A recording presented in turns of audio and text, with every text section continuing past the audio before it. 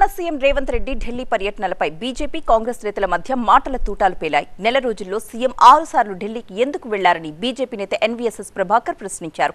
ఢిల్లీ నుంచి పాలన సాగుతోందా లేక అధిష్టానానికి కప్పం కడుతున్నారా అంటూ ఆయన ఆరోపణలు చేశారు. దీనిపై కాంగ్రెస్ నేత మల్లు రవి కూడా మండిపడ్డారు. సీఎం రేవంత్ కు ఎన్వీఎస్ఎస్ క్షమాపణ చెప్పాలంటూ డిమాండ్ చేశారు.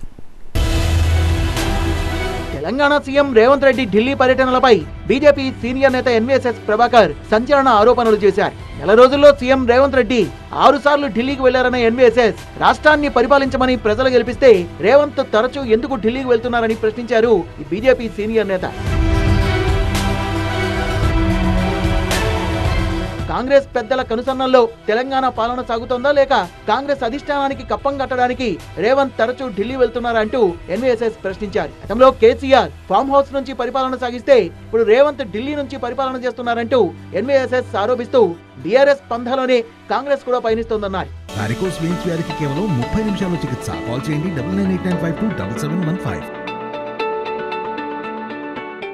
ఒక నెల మాసంలో ముఖ్యమంత్రి 6 సార్లు ఢిల్లీకి వెళ్లారు. రాష్ట్రాన్ని పరిపాలించమని ప్రజలు ఇక్కడ ప్రభుత్వాన్ని అప్పచెప్తే 6 సార్లు ఢిల్లీకి వెళ్ళాడు. అంటే పాలన ఢిల్లీ నుంచి కొనసాగిస్తున్నట్ట లేకుంటే అధిష్టానానికి కప్పం కట్టడం కొరకు పర్యటనలు కొనసాగిస్తున్నాడా?